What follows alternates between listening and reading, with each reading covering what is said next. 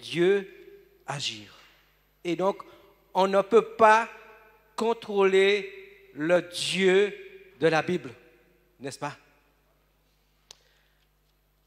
Pour introduire donc ce message, je vais me reporter donc à la Genèse, le premier livre de la Genèse. On nous dit qu'au commencement, Dieu créa le ciel et la terre. La Bible poursuit et dit que la terre était informe et vide. Et il y avait des ténèbres sur toute la surface de la terre. Dieu dit que la lumière soit, et la lumière fut. Et la lumière donc chassa les ténèbres. Et le processus donc de la création continue ainsi. L'Éternel Dieu, par son souffle de Saint-Esprit, il a créé les hommes, il a créé les animaux, il a créé les montagnes, il a créé les mers, toujours. Et il a dit ceci à la fin, à chaque fois, quand il a regardé ce qu'il avait réalisé, il a dit qu'il a trouvé que c'était bon. Tout est bon, n'est-ce pas? Et une chose encore, une deuxième remarque que je voulais faire, c'est que l'Éternel, avant que les éléments de la création existent, l'Éternel existait déjà. Je suis celui qui suis. Donc il n'a pas besoin de ces éléments pour vivre.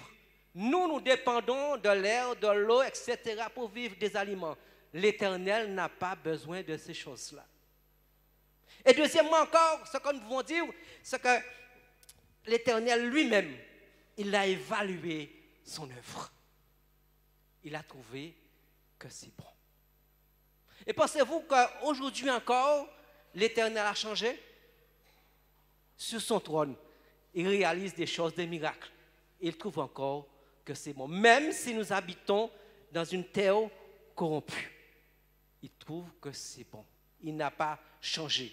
Il conserve même une entière liberté de ce qu'il veut réaliser dans la vie de tout un chacun et sur la terre ici-bas, n'est-ce pas? Et ce matin donc, ce passage nous révèle les pensées profondes de Dieu. À travers l'histoire de Naaman, nous allons voir ça. Et ces manières spéciales d'agir, quelquefois, qui nous dépassent et qui nous échappent. Parce que l'homme que nous sommes, les hommes que nous sommes, nous avons une manière de concevoir les choses. Nous avons une manière de comprendre les choses, n'est-ce pas? Et quelquefois même, dans nos petites têtes à nous, nous programmons les événements selon notre schéma de pensée. Ah bah oui? Mais quelquefois, ce n'est pas ça que Dieu décide. Il décide d'autre chose. J'en veux pour preuve donc un exemple. Quand j'avais décidé de construire ma maison, parce que construire une maison, c'est une des grandes étapes de la vie. Eh bien, j'avais vu un architecte, un dessinateur, on va dire.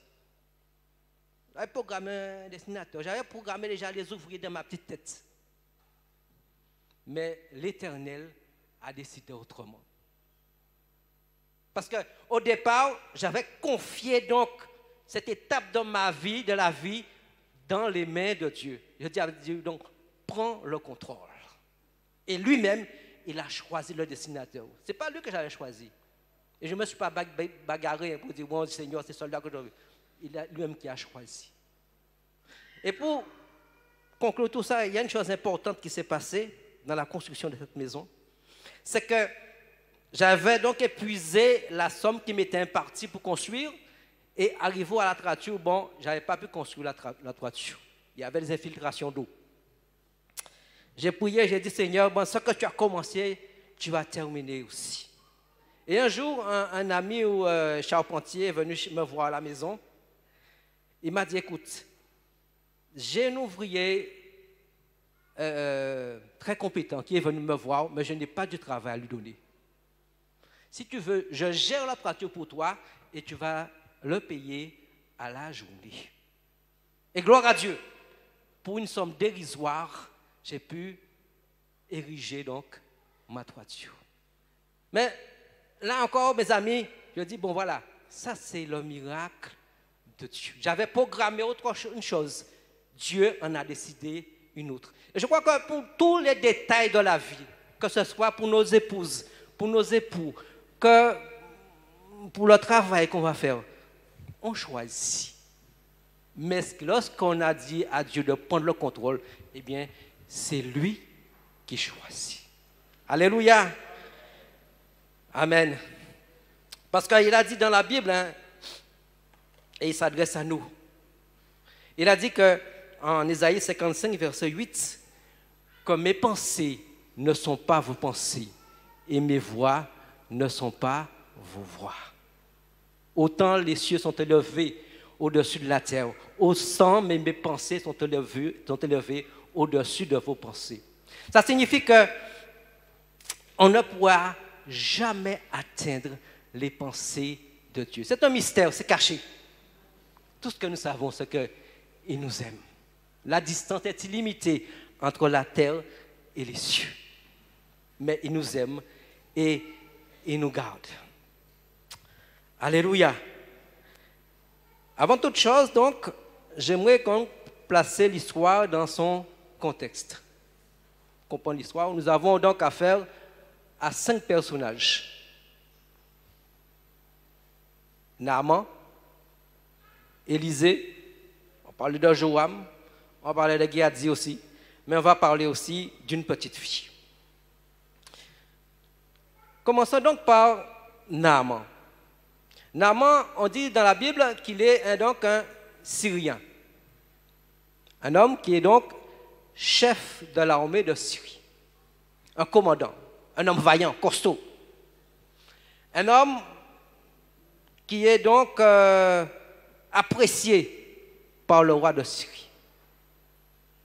Naaman, c'est un homme aussi, on dit dans la Bible que Dieu s'est servi de lui pour délivrer le peuple syrien. Et je crois qu'à ce moment-là, Dieu déjà avait un œil sur Naaman, n'est-ce pas? Mais malgré qu'il était chef, malgré qu'il occupait un poste important, il y avait un mais quand même. Il était atteint d'une redoutable maladie, la lèpre.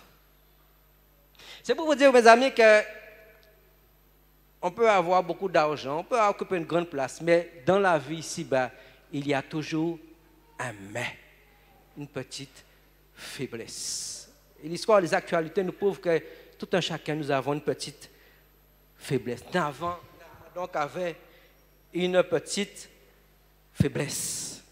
Et puis Joram, donc, puisqu'on a adressé donc Naaman à Joram, qui est le roi d'Israël, fils d'Akab, on va dire que c'est un homme qui est, en apparence, c'est un homme spirituel, puisqu'il a détruit donc tous les idoles de Baal dans le pays. Mais en même temps, il adore quand même intérieurement les faux dieux. Et ensuite, nous avons aussi un homme qui s'appelle Géasi. Géasi, c'est un serviteur de l'Éternel, n'est-ce pas? Mais on dit aussi de lui qu'il aime l'argent. Il a pour maître l'argent. Il est serviteur de l'Éternel, mais c'est vrai qu'il devient esclave de l'argent. Et vous voyez dans la suite, dans l'histoire, comment il a couru après le char pour avoir un peu de sous.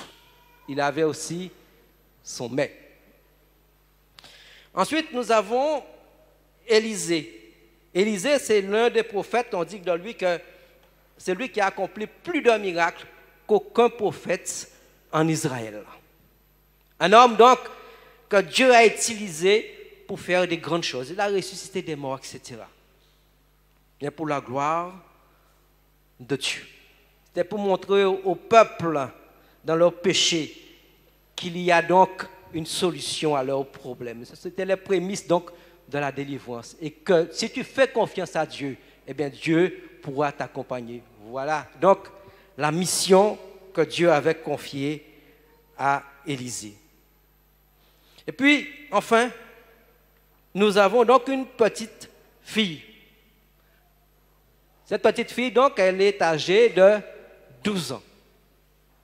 Elle est israélite et donc elle a été amenée captive dans un pays étranger qui est donc la Syrie. C'est une fille donc, elle est donc la servante de la famille de Naaman. Et on dit que la famille l'apprécie bien parce qu'on lui fait confiance, n'est-ce pas?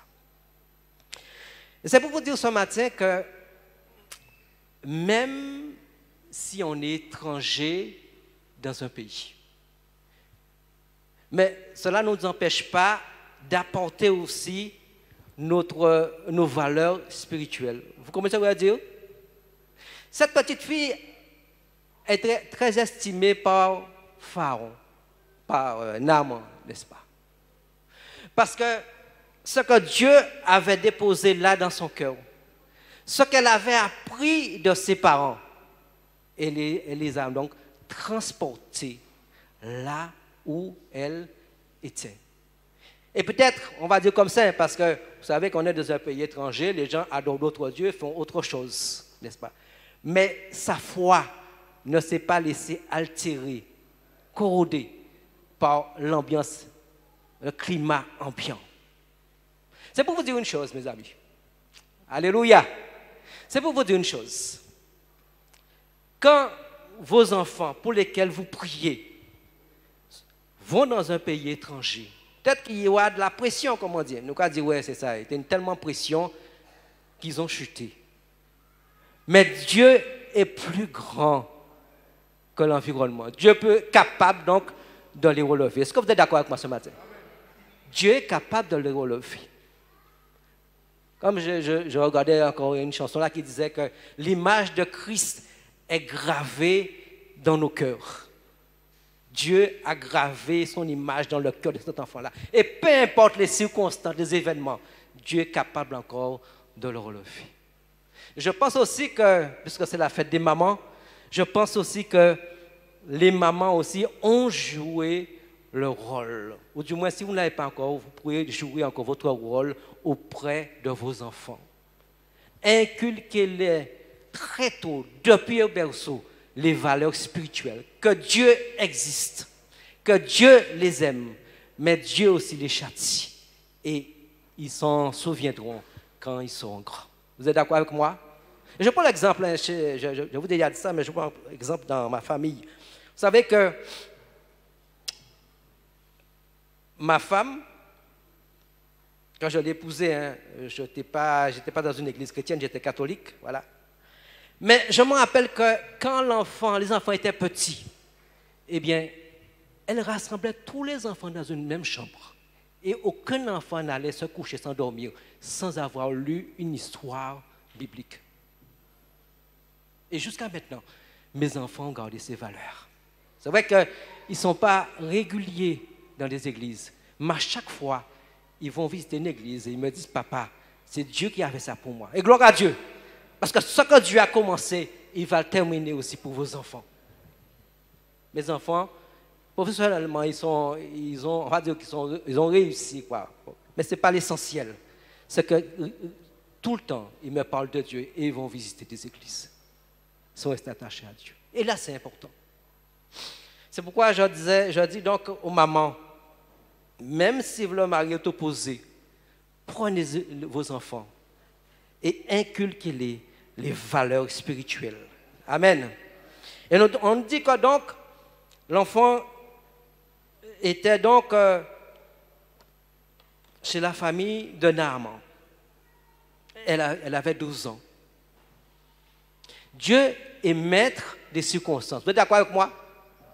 Dieu est maître des circonstances. Et que ce n'est pas par hasard que cet enfant-là s'est trouvé dans cette famille. Dans une famille loin de ses parents, n'est-ce pas? Et on en apprendra plus tard qu'elle elle est devenue donc l'ambassadrice de l'Éternel. Elle a véhiculé donc le message de l'Éternel. Oh, si mon Seigneur était auprès du prophète en Samarie, celui-ci le guérirait de la lèpre. Amen. On pourrait dire aussi que une fille de 12 ans, en général, on n'a pas la parole facile, Une fille de 12 ans qui est donc esclave dans une famille. Elle est la servante. Elle exécute donc les tâches qu'on lui a attribuées. Laver la vaisselle, donner pour la manger, n'est-ce pas, hein, passer la serpillière. Et quelquefois même, on ne se met pas à la même table du maître. C'est dire comment la communication est difficile entre une petite fille de 12 ans, servante, et les maîtres de maison. N'est-ce pas? Mais là, elle a ouvert sa bouche. Elle a proclamé haut et fort les bienfaits de l'Éternel. Et je pense que nos enfants aussi pourront faire la même chose. Là, il n'y a pas de condition d'âge. La Bible dit en Psaume 81, verset 11, hein, ouvre ta bouche, fais un geste seulement, et je la remplirai. Dieu lui a donné une capacité surnaturelle pour proclamer la grandeur de Dieu. Amen. Et donc, elle est aussi un exemple pour nous, adultes, n'est-ce pas? Nous aussi, adultes. Elle est donc un exemple pour nous. Et malgré donc les conditions peu favorables, elle a conservé donc le respect d'elle-même et puis la vitalité de sa foi. Comment donc expliquer? Comment donc expliquer? Tu habites dans une famille, on t'a fait voir de la misère. Est-ce que tu penses que tu vas te préoccuper, donc chercher à savoir comment guérir les maux de cette famille? Non. Pourquoi dire, bon, c'est récompense à ça, il fait méchanceté, n'est-ce pas? Cette petite fille, donc, elle a gardé toutes les valeurs spirituelles. Elle a été donc héritière d'une culture spirituelle. Elle déploie là dans cette maison l'amour. Ce n'est pas un amour comme ça. Hein? Non, c'est un amour qui vient de Dieu. Vous êtes d'accord avec moi? L'amour agapé qui vient de Dieu, surnaturel. La Bible nous dit donc, là où vous êtes, ne rendez jamais le mal pour le mal, mais faites le bien. Et il a dit, à moi la rétribution, à moi la vengeance. Et si vous l'appliquez chez vous, dans votre travail, eh bien vous verrez donc la gloire de Dieu. C'est une petite fille aussi qu'on aurait pu penser qu'elle est trop jeune, n'est-ce pas, pour apporter un tel message. 12 ans. Elle n'a pas encore, comme nous a dit, elle n'a pas encore la maturité, n'est-ce pas?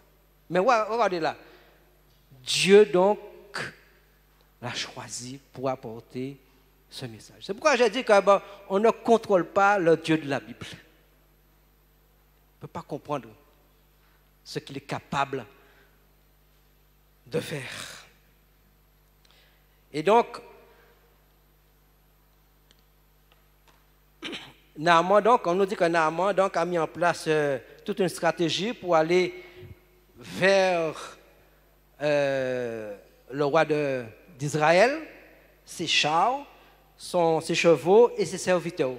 Donc ça veut dire qu'à un moment, il a fait confiance à l'enfant. Mais Dieu aussi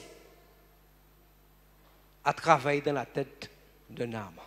C'est pour vous dire que quand vous priez pour quelqu'un, il faudrait compter sur la puissance de Dieu. Quand cette personne-là est inscrite déjà dans le livre d'enregistre de vie de Dieu, eh bien Dieu fera en sorte qu'elle vienne à lui. Peu importe les moyens, peu importe les manières qu'il va choisir, mais il le fera. Simplement, faisons confiance à Dieu. Et il fera donc le nécessaire. On ne contrôle pas donc le Dieu de la Bible. Enfin, je l'ai dit récemment que Dieu est capable d'utiliser des choses ordinaires pour faire des choses extraordinaires. Et nous voyons comment il a utilisé cette petite fille de 12 ans pour faire des choses extraordinaires qui nous dépassent, qui nous échappent quelquefois. Mais on ne contrôle pas le Dieu de la Bible. J'avais lu donc l'histoire de la conversion de Charles Spurgeon. Charles Spurgeon, c'est un prédicateur célèbre du 19e siècle, un Anglais. Et il raconte donc l'histoire de sa conversion. Il a dit, voici ce qu'il a raconté. Il a dit qu'il est né dans une famille chrétienne. Il a grandi dans une grande église. Et puis, à 15 ans, il ne s'était pas encore converti. Alors, comme beaucoup d'entre nous, quelquefois, il passe d'église en église pour savoir s'il y a là une puissance de délivrance.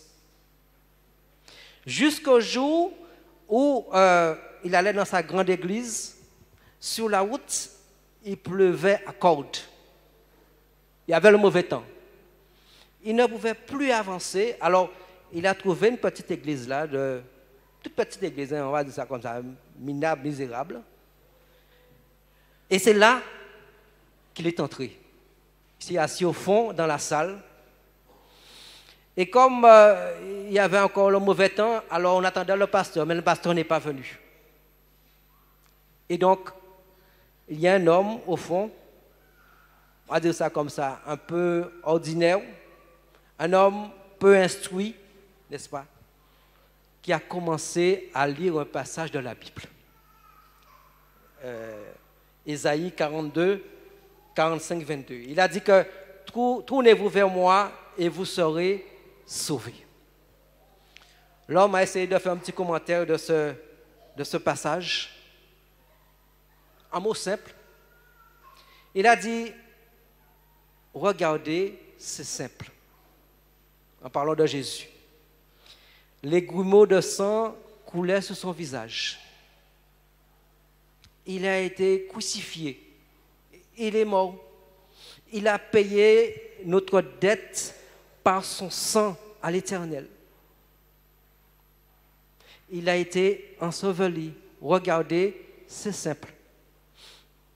Il est ressuscité le 3e jour. Il nous laisse son Saint-Esprit pour nous donner du bonheur ici-bas, la joie et la paix. Et il nous attend les bras ouverts là-haut. En quelques petits mots simples. Et il a fini cette phrase. Aucun de vous ne peut vous procurer la paix, la joie, le bonheur de par vous-même. Et le petit jeune homme qui était au fond, donc, Charles Spurgeon, s'est avancé avec les larmes aux yeux. Et c'est là qu'il s'est converti. Dans une église de 12 personnes, avec quelqu'un qui n'était pas vraiment le prédicateur. C'est là que Dieu lui avait donné rendez-vous ce jour-là. N'est-ce pas? C'est pour vous dire que Dieu peut utiliser qui il veut. Vous êtes d'accord avec moi? Dieu peut créer des circonstances pour que vous puissiez être aussi un prédicateur. Quelquefois j'entends, ouais, mais les dirigeants ne me voient pas. Mais attends, Dieu peut susciter des choses, peut créer des circonstances. Il n'y a pas des circonstances. Il peut créer des circonstances pour que tu sois aussi prédicateur. Alléluia. Cet homme n'avait pas, peut-être en partant chez lui, n'avait pas pensé que ce jour-là, il allait prêcher et qu'il allait faire d'un homme le plus grand prédicateur du 19e siècle. Il n'avait pas pensé à ça. Mais ce jour-là, Dieu l'a utilisé. Dieu lui a donné les capacités surnaturelles, n'est-ce pas, pour convaincre l'homme que j'existe. Et je suis le rémunérateur de tout un chacun. Voilà ce que Dieu peut faire avec quelqu'un, n'est-ce pas? Et toi aussi, il peut faire avec toi. Alléluia. Et on dit que c'est là que probablement Charles Spurgeon, il a appris peut-être à prêcher dans la simplicité, dans un message accessible, etc. Mais la substance morale donc de cette histoire repose sur la maladie de Naaman. Naaman est un homme qui est malade. Un homme qui est atteint d'une grave maladie, la lèpre. Vous savez que la lèpre, c'est une maladie contagieuse. Il ronge nos doigts, etc. Un homme, on va dire ça comme ça, il est atteint d'une maladie un peu repoussante. Quand ils disent là comme ça, bon, pas envie de se côté, il peut être une maladie là, n'est-ce pas? Socialement, il n'est pas bien vu. Un homme aussi, on va dire ça peut-être, qui fait souffrir toute sa famille, sa femme, ses enfants, parce qu'il est malade. C'est pourquoi on est toujours dans le cadre du mois de la famille. Je voudrais dire aussi au papa, aux mamans aussi, n'est-ce pas, ne faites pas souffrir votre conjoint et que le conjoint ne faites pas souffrir vos épouses et nos enfants. Père, n'irritez pas vos enfants. Mari, aimez vos femmes. Vous savez que récemment encore, j'ai eu une discussion avec quelques chrétiens. Je leur disais que peut-être qu'au départ de notre conversion, il y a des choses qui nous échappent. Il y a des valeurs qui nous échappent. Mais au fur et à mesure, on apprend certaines choses. Qu'il faut pardonner à mon épouse, qu'il faut pardonner à mon époux, qu'il faut pardonner à mes enfants, n'est-ce pas? Et ce qu'ils n'arrivent pas à faire, eh bien, au lieu de les rejeter, de les frapper, eh bien, essayons de les aider. Quelquefois même, je me trouve à faire des choses à la place de mon épouse. Vous comprenez? C'est ça l'amour. C'est ça l'amour entre mari et femme. Et Dieu est au centre de votre mariage. Il conduit toutes choses. Ce que Dieu a commencé, il va le terminer aussi. Alors revenons donc sur Naaman. Naaman est malade. Et je pense que là, c'est par cette maladie que Dieu a choisi pour l'emmener à lui. C'est le canal que Dieu a choisi. Vous savez que peut-être qu'on aurait invité Naaman dans une église. Il ne serait pas venu. On lui aurait remis une Bible. Il n'aurait pas lu. Mais par cette maladie, voulant sa guérison, il s'est donné donc à Christ. Alléluia. Dieu connaît donc la cause de la maladie de chaque personne. Et il connaît aussi donc les remèdes. Naaman donc avait deux maladies, une maladie physique et une maladie donc spirituelle. Naaman aussi était donc un Syrien. Ça veut dire que la grâce de Dieu est réservée aux enfants d'Israël, pas un étranger, n'est-ce pas? Et donc Dieu le guérit.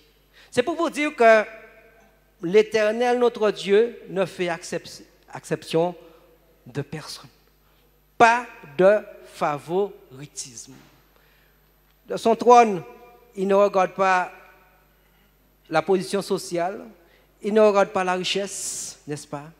Il ne regarde pas notre culture. Non, ce qu'il regarde, c'est l'état de notre cœur. Et il agit à sa manière et en son temps, n'est-ce pas? Parce que Dieu nous dit que l'homme n'est qu'une fleur qui est coupée, qui fleurit aujourd'hui, mais le soir même, elle est fanée et elle va mourir. N'est qu'un souffle qui est debout.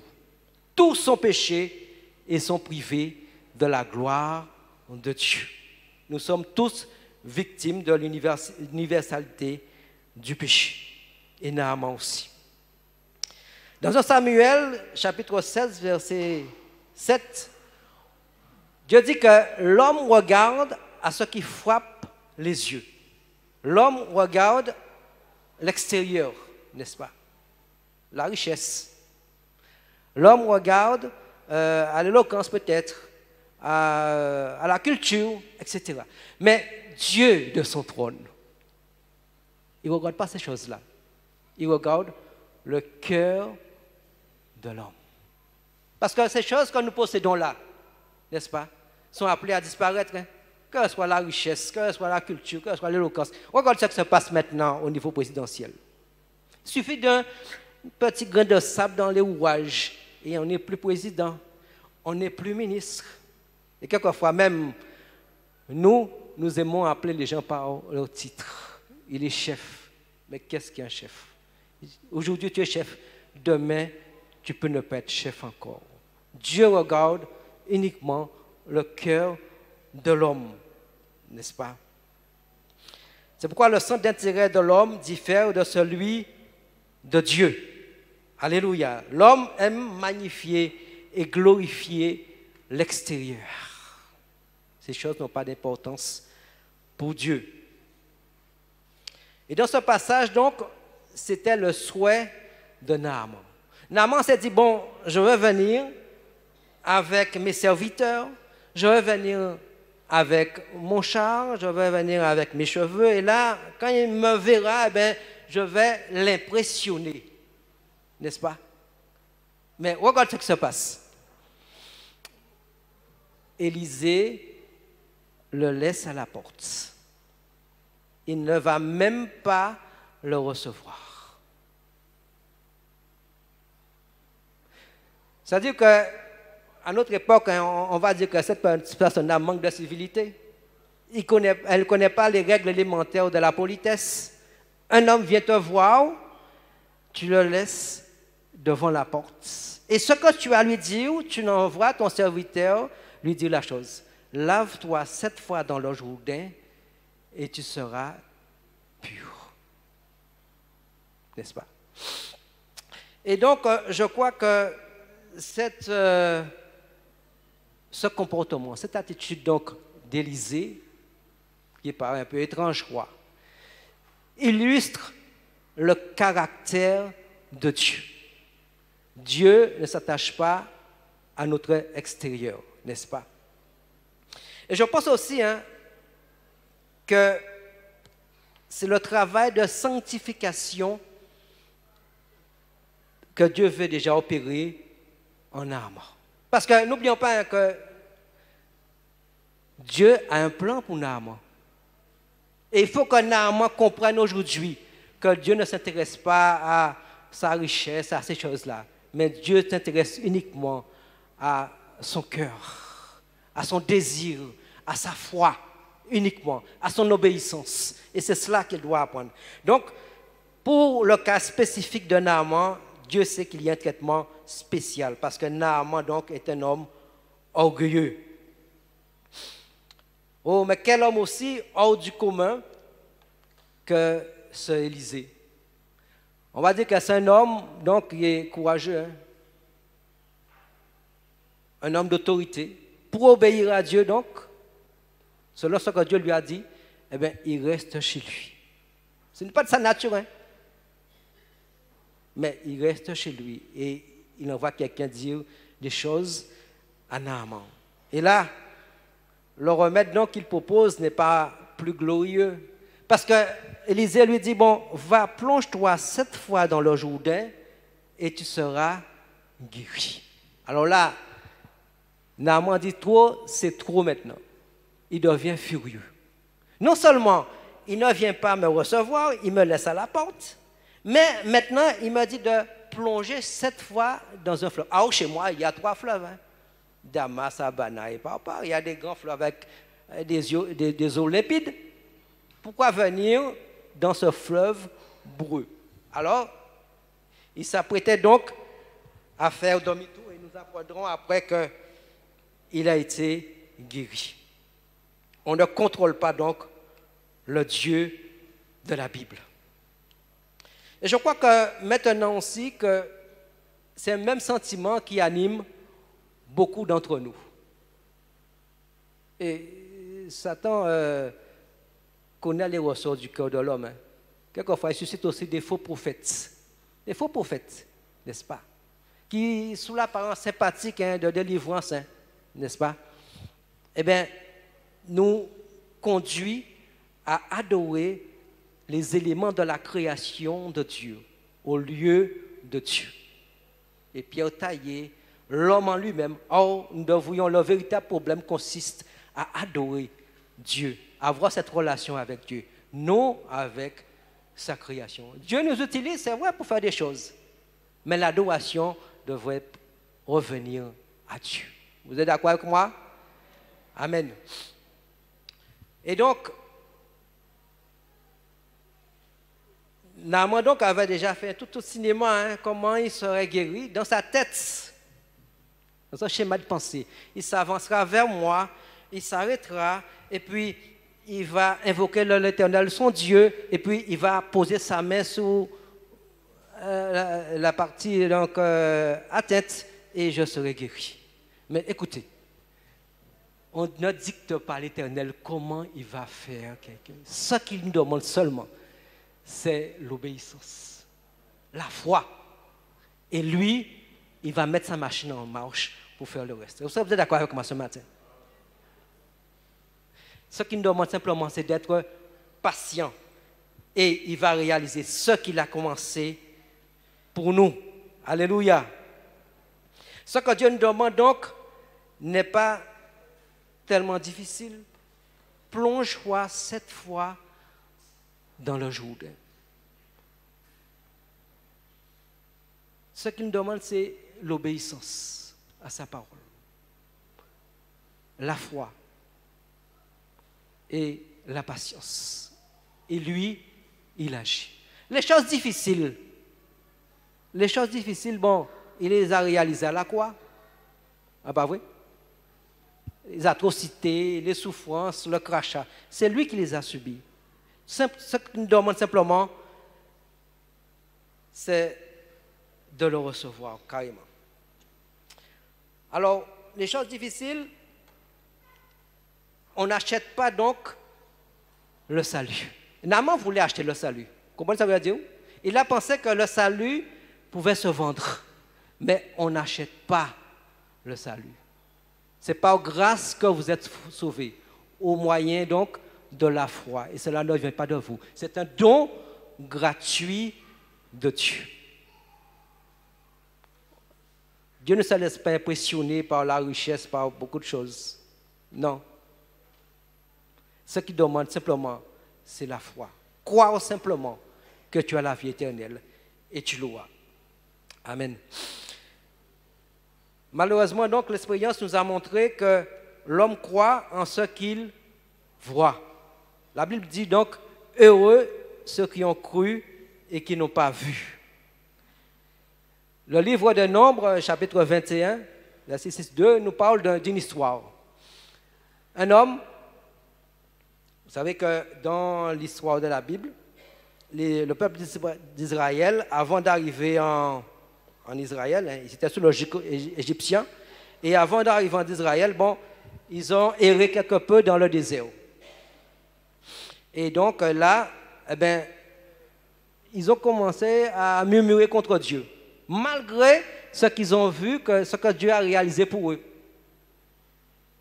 Dieu a mis la mer Rouge à sec afin qu'ils puissent passer. Mais malgré tout cela, et c'est un peu comme nous aussi, hein, ils ont murmuré contre Dieu. Ils ont commencé à se moquer de Dieu. Et Dieu nous dit qu'il a fait venir des serpents et qui provoquaient donc de par leur morsure, donc, ils provoquaient donc des décès. Mais Dieu aussi, dans sa bonté, et grâce à la prière de Moïse, il est revenu sa décision. Il a dit, écoute, je vais mettre un serpent en métal. Tu mettras un serpent en métal donc sur une perche. Et quiconque sera mordu par le serpent regardera donc ce serpent en métal et sera guéri. Alléluia. Et donc, beaucoup ont pensé que, bon, ce n'était pas la peine de regarder le serpent. Ils ont préféré fuir comme Naaman. D'autres ont préféré essayer de se guérir eux-mêmes. D'autres ont essayé peut-être de livrer bataille au serpent. Mais la guérison, la puissance de guérison ne se trouvait ni dans la fuite, comme Naaman, ni dans une bataille, n'est-ce pas? Mais juste regarder, obéir à ce que Dieu nous a dit. Regardez donc le serpent en métal et vous serez donc guéris. C'est pour vous dire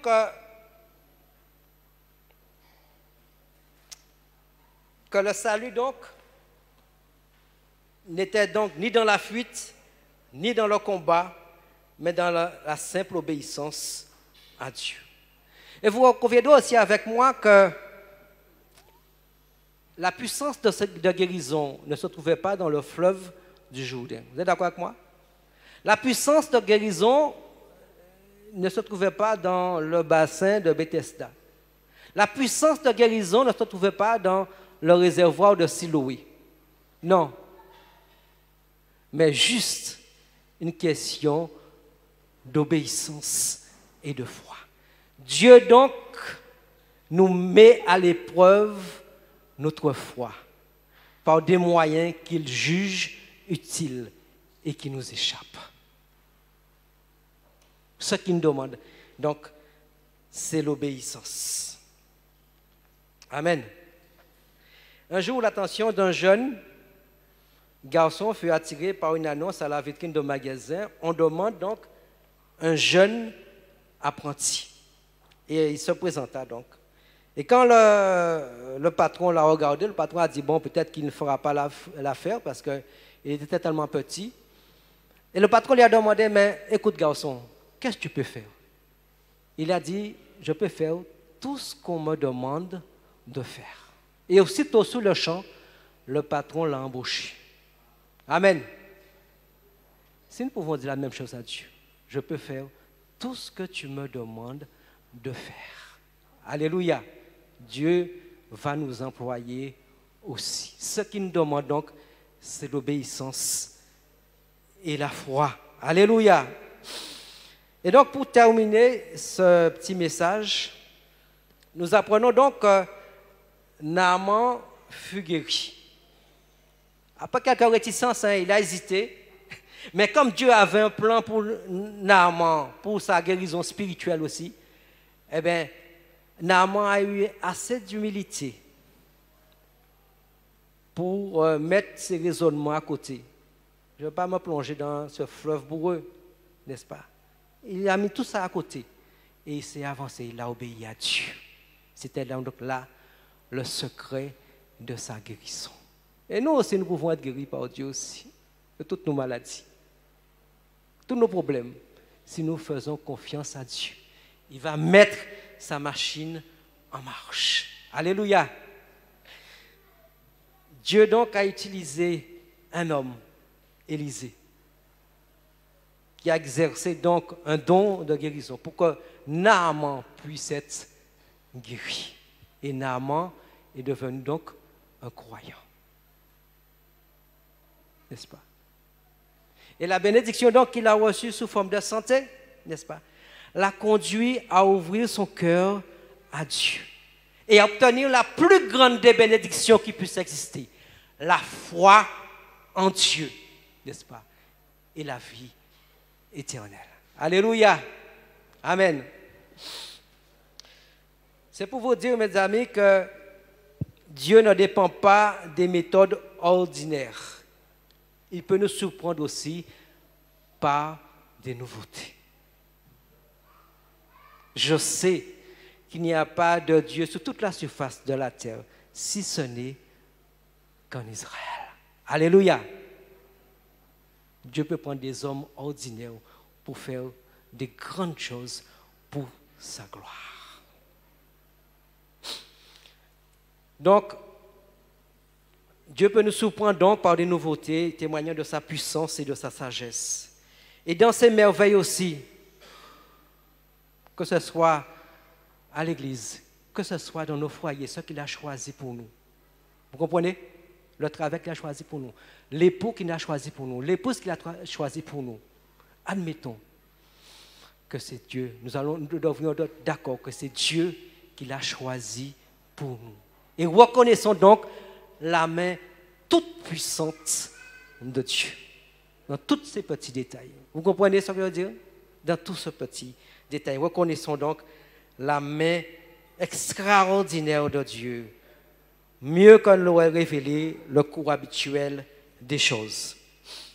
Et je vais vous donner donc, pour terminer cette conclusion donc, à partir d'aujourd'hui. Si Dieu ne se manifeste pas, d'accord, de la façon que vous l'attendiez, la façon dont vous l'expériez, eh bien, d'une façon ou d'une autre, Dieu pourvoira. Parce que Dieu vous aime. Dieu connaît votre cœur. Ce qu'il nous demande simplement, c'est de lui faire confiance, d'obéir et d'être patient. Il mettra donc sa machine en marche. Ce qu'il a commencé, il va le terminer aussi. Je ne connais pas les moyens qu'il va utiliser. Je ne connais pas les manières. Je vais vous expliquer donc dans ma famille comment Dieu fait des choses. Ça veut dire aussi que jusqu'à maintenant, Dieu m'entend, hein? On ne peut pas rester accroché à Dieu, on va rester suspendu parce qu'en cas de prier toujours pour tout le monde, on va toujours prier toujours pour fryer nous. Parce que nous avons un adversaire qui est méchant. Et la tentation est aussi là, n'est-ce pas? Que pour nous, que pour nos enfants.